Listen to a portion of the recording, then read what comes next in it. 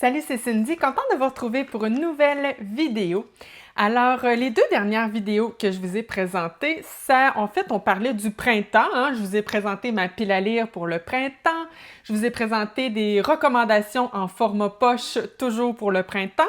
Mais là, je vous invite, le temps d'une vidéo, de retourner au froid. Inquiétez-vous pas, on va retourner au printemps dans les prochaines vidéos. Mais aujourd'hui, en fait, c'est une vidéo thématique. Je vous parle de littérature polaire et scandinave, donc des romans qui ont été écrits par des auteurs du Danemark, de la Finlande, de la Norvège, de la Suède et ou de l'Islande. Alors, pourquoi je vous dis on retourne au froid, c'est que bien souvent dans les romans nordiques, ben le nom le dit un peu, hein, on est dans des climats plutôt froids. On est on est en hiver plus souvent qu'autrement. Donc voilà. Le pourquoi j'avais envie de faire une vidéo sur la littérature nordique aujourd'hui, c'est que dernièrement, j'ai lu 2 polars nordiques que j'ai beaucoup aimés. J'avais hâte de venir vous en parler. Donc, je vais ajouter à ça 8 autres romans nordiques que j'ai lus par le passé et que j'avais évidemment beaucoup aimé. Donc, une vidéo recommandation aujourd'hui sur 10 romans nordiques. Alors, voilà. Donc, dernièrement, comme je vous disais, j'ai lu un roman de Ragnar Jonasson, un auteur islandais qui est plutôt populaire. Moi, je ne l'avais jamais lu et j'ai donc commencé avec Siglo aux éditions Point. Dans ce roman, on est dans un petit village de l'Islande et on va découvrir le corps d'une jeune fille en plein milieu de la rue. Et là, ben, c'est notre enquêteur Harry Thor qui va enquêter sur... en fait, on le sait pas justement, j'allais dire ce meurtre, mais on n'en a aucune idée parce que tout mène à croire qu'elle est tombée de l'immeuble qui est devant cette rue en question. Mais est-ce que c'est un accident? Est-ce que c'est un suicide? Est-ce que c'est un meurtre? On le sait pas, mais voilà, c'est Harry Thor qui va enquêter sur les circonstances de ce décès. Et évidemment que puisqu'on est dans un petit village isolé, ben ça va un peu briser le calme habituel de cette petite communauté. Alors, j'ai beaucoup aimé ce roman. Entre autres, premièrement, ben là, ça, c'est quelque chose qui va revenir souvent dans ma vidéo, mais premièrement, le contexte où on est dans une petite communauté isolée, il fait extrêmement froid. D'ailleurs, il y a une méga tempête qui s'apprête à survenir. Et là, quand je dis méga tempête, là, c'est le genre de tempête où tout le monde est forcé de rester chez soi. Donc, évidemment, qu'Harry Thor essaie de boucler cette enquête avant cette fameuse grosse tempête. Donc cette espèce de climat qu'on retrouve justement dans presque tous les polars nordiques, ça amène un côté très oppressant que j'apprécie beaucoup. Il y a aussi le personnage d'Harry Thor que j'ai franchement bien aimé dans ce roman. Je vous dirais qu'on va pas tant en détail dans la vie de cet homme, mais on en sait juste assez pour, en tout cas moi personnellement, me donner envie d'en savoir plus sur cet enquêteur. Donc j'ai vraiment envie de le retrouver dans les autres tomes de cette série. D'ailleurs, je pense que celui-ci, c'est le tome 4. Donc, comme à mon habitude, j'ai pas commencé par le tome 1. Donc, on verra pour la suite, est-ce que je vais retourner en arrière ou si je vais carrément poursuivre après Siglo. L'avenir nous le dira. Mais bref, dans ce tome-ci, avec la partie de la vie personnelle qu'on va toucher de cet enquêteur, c'est en fait, on est avec un homme qui il voudrait être présent dans la vie de son jeune garçon, mais c'est très difficile parce que son ex-femme habite, si je me souviens bien, elle habite en Suède. Là, je suis pas certaine, mais en tout cas, elle habite assez loin pour qu'il ne puisse pas voir son fils régulièrement. Donc voilà, c'est la difficulté qu'il a dans sa vie personnelle. Et finalement, ben, l'enquête, évidemment, hein, c'est au cœur de ce roman, je pense que vous vous en doutez. C'est franchement une bonne enquête. On est vraiment dans le genre de thriller très classique, si vous aimez justement les thrillers classiques dans lesquels il n'y a pas trop de violence, il n'y a pas de scènes traumatisantes ou gore ou dégueulasses, là. C'est vraiment un thriller classique, mais extrêmement efficace. Tu sais, le genre d'enquête dans laquelle on a toujours de nouveaux éléments qui arrivent, donc ça se dévore, on a toujours envie de tourner les pages. Puis en plus, c'est un tout petit polar, donc si en plus vous aimez ça quand c'est pas des thrillers extrêmement denses là, dans lesquels on a plus de 600 pages, eh bien franchement, je pense que ça peut être une très bonne option pour vous. C'est un petit polar qui se lit très rapidement et qui, comme je vous dis, est franchement très efficace. Le prochain roman, celui-là, je viens presque tout juste de le terminer. C'est le tome 3 du Département V de Jussi Adler-Olsen. Alors, c'est un auteur du Danemark. Et est-ce que je vous ai dit le titre? Délivrance. Moi, j'ai ici l'édition Le Livre de Poche. Donc oui, c'est le tome 3, mais honnêtement, si vous n'avez pas lu les tomes 1 et 2, c'est vraiment pas si grave que ça. N'hésitez pas à le découvrir quand même, il n'y a pas de problème. Alors, on retrouve évidemment notre trio d'enquêteurs. Premièrement, Karl Mork et son assistant Assad, ainsi que Rose. Alors, dans ce tome-ci, en fait, on va retrouver une bouteille à la mer qui a été, en fait, jetée à la mer il y a de ça plusieurs années.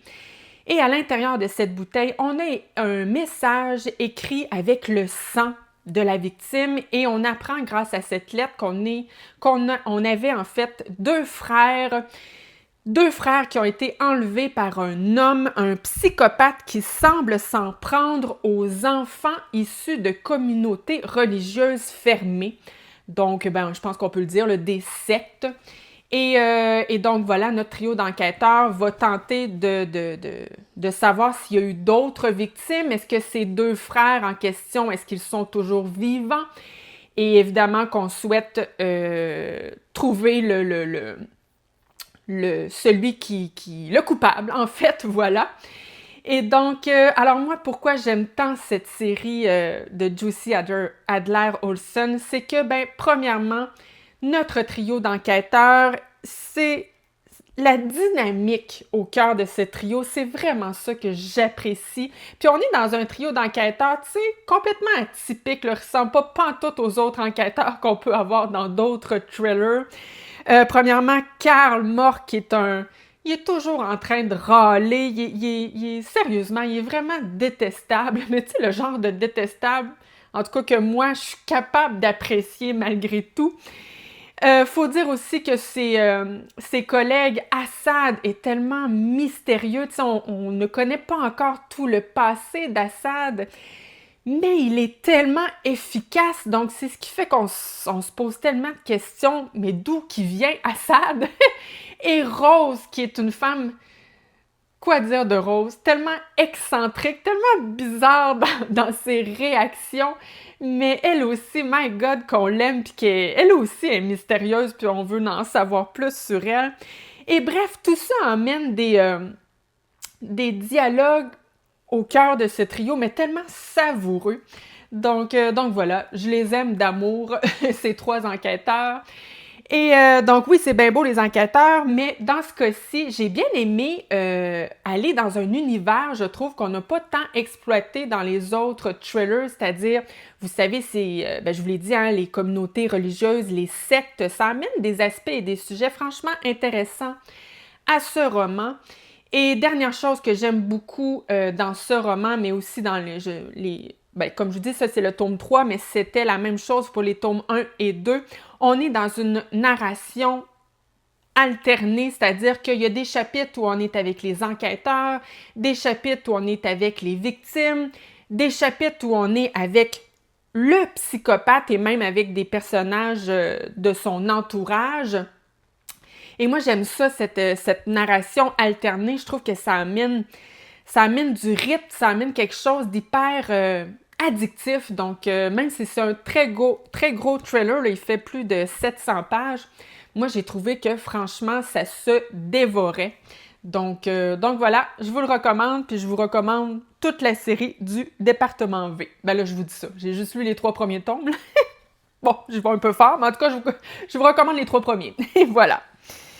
Alors, ensuite, pour les autres, j'ai fouillé dans le passé. Et en fait, il y en a un que j'ai lu l'année passée et que j'avais tellement aimé.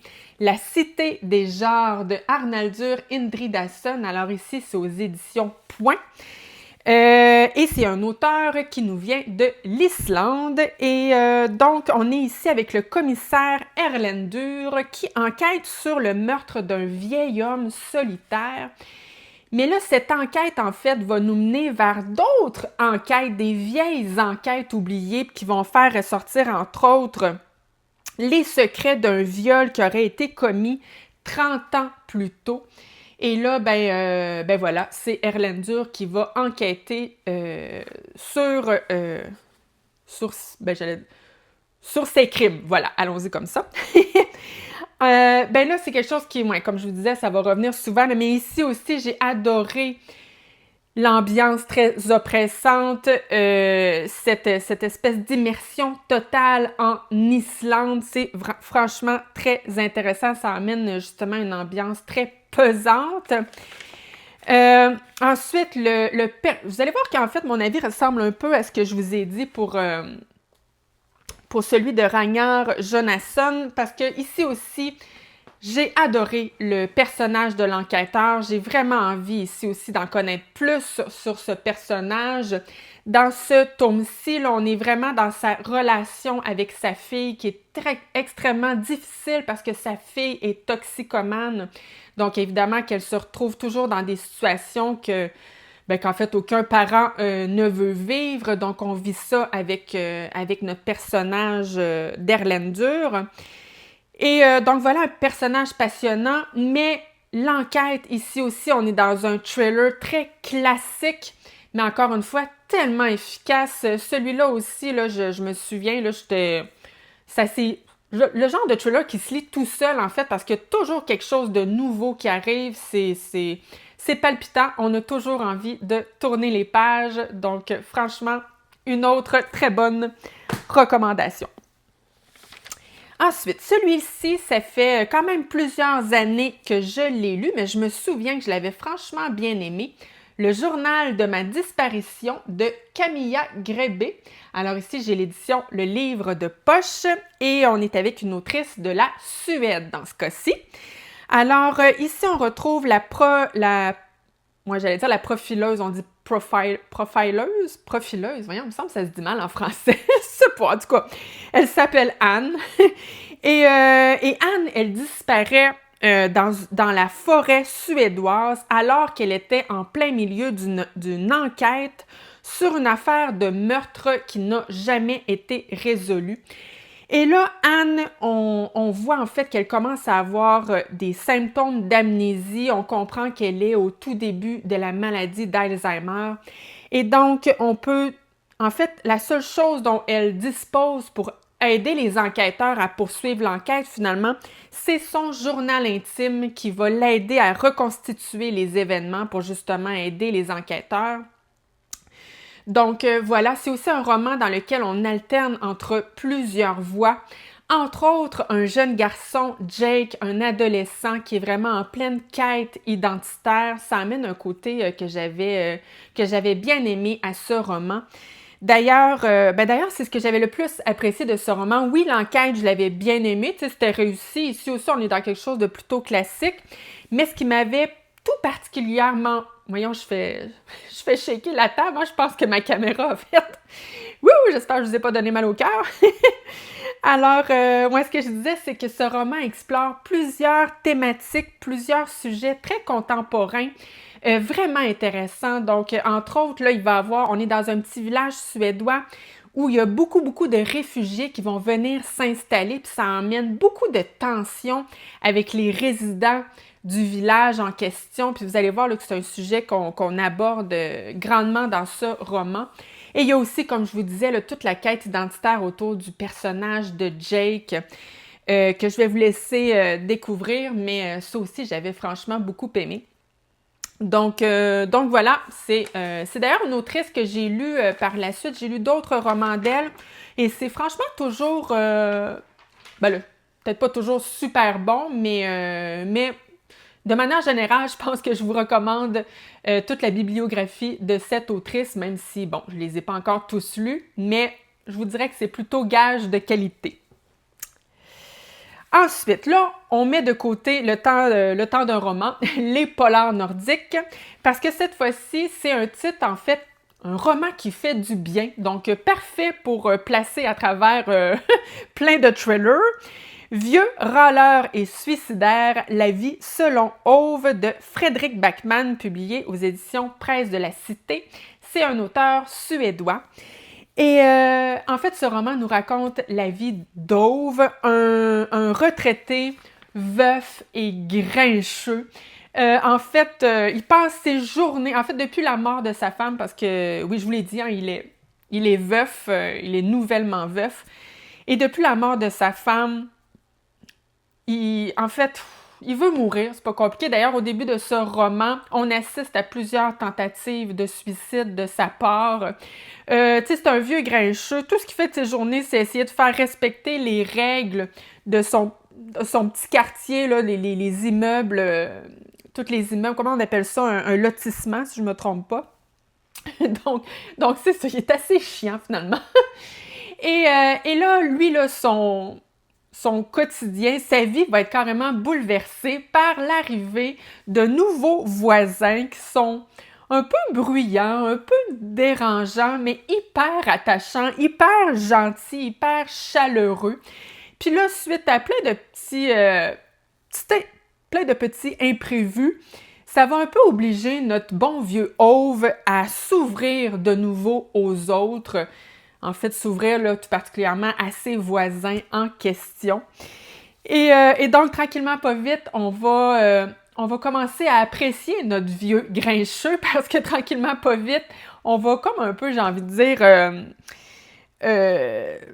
passer par-dessus sa carapace pour apprendre, en fait, parce qu'on va aussi retourner dans le passé dans ce roman. Donc, on va apprendre à connaître son histoire et on va se rendre compte qu'en dessous de tout ça, finalement, on est avec un homme profondément qui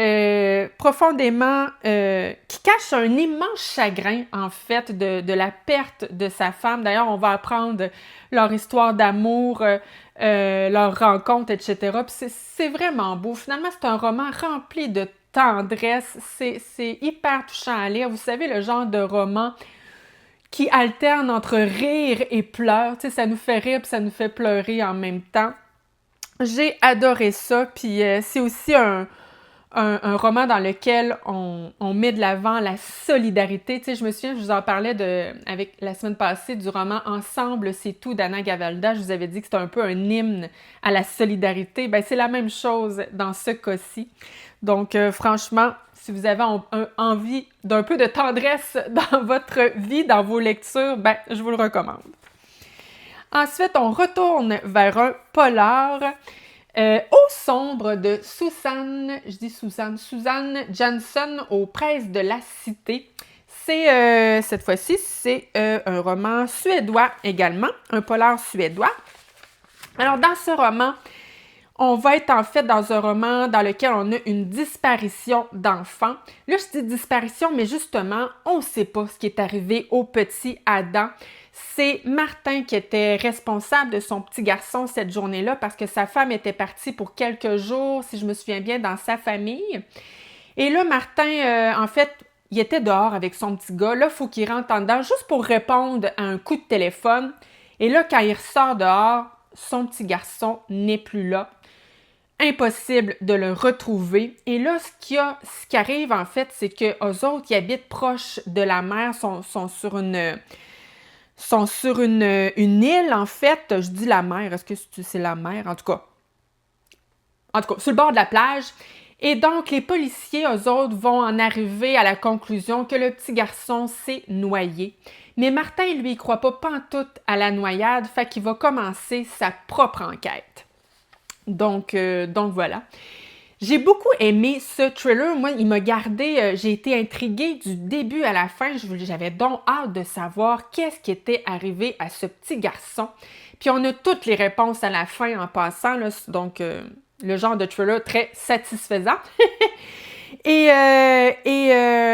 ce que j'avais aimé aussi, c'est qu'il y avait un petit côté un peu original parce que dans ce roman, on va plonger, entre autres, dans les légendes locales de, tu sais, comme je vous disais, on est sur une petite île de la Suède, une petite île isolée, où il y a vraiment des légendes vivantes au sein de cette communauté qui amène un petit côté presque mystique à ce thriller. Donc, ça amène un petit côté franchement intéressant. Donc, voilà, un thriller avec disparition d'enfants franchement réussi selon moi. Alors là aussi, on quitte les polars le temps d'un roman. Ce n'est pas un polar, mais c'est franchement bouleversant comme lecture. N'essuie jamais de larmes sanguin de Jonas Gardell aux éditions Alto. C'est un roman suédois, d'ailleurs, qui nous plonge à Suède au début des années 80, en pleine... voyons, moi tu le dire, au tout début de cette épidémie du sida. Donc, on va vraiment nous raconter les premières années de ce virus foudroyant. Et à travers l'histoire du sida, en fait, on va aussi avoir l'histoire de plusieurs personnages d'une communauté homosexuelle de la Suède. Et au cœur de tous ces personnages, on a Rasmus et Benjamin. On va d'ailleurs retourner dans le passé là, pour nous raconter leur histoire, leur jeunesse, la découverte du fait qu'ils étaient homosexuels, puis ces deux hommes, en fait, qui vivaient dans des villages et ils vont quitter justement leur famille et leur village pour se rendre à Stockholm où c'est un peu plus facile de vivre libre en tant qu'homosexuel. Et donc, comme je vous disais, oui, c'est vraiment bouleversant parce que on est avec des hommes, des personnages qui...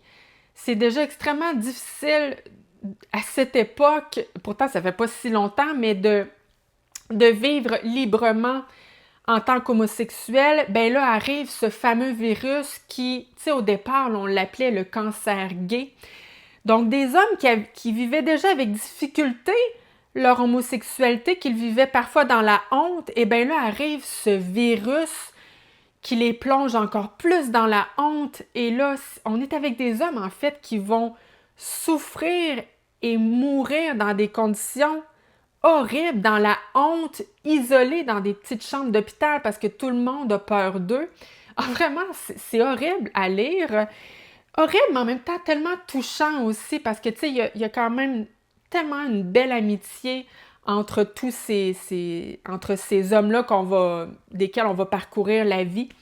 Voilà, un roman que je vous recommande sincèrement. Ensuite, le prochain, je vous en ai parlé la semaine passée, donc je vais y aller assez rapidement.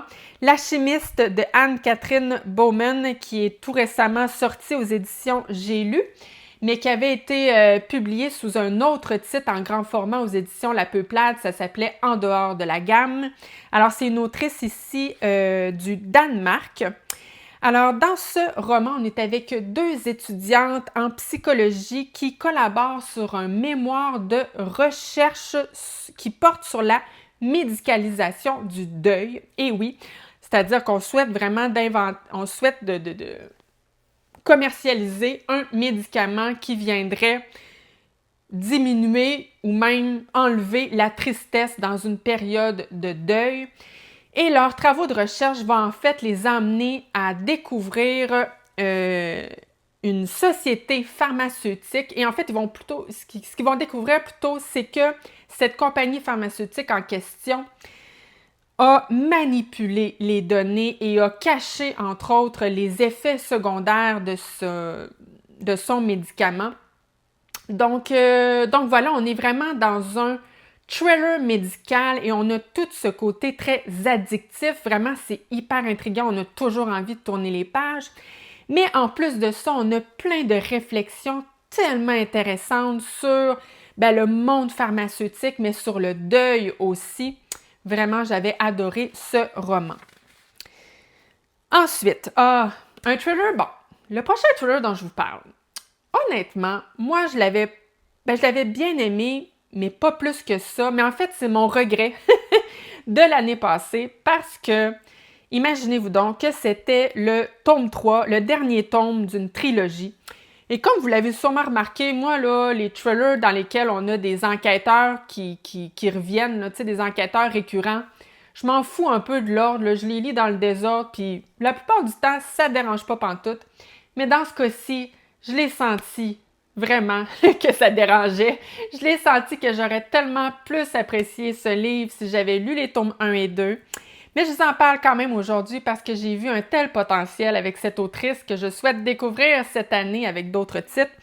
Bref, Mirage de Camilla Läckberg aux éditions Actes Sud. Alors ici, c'est une autrice suédoise.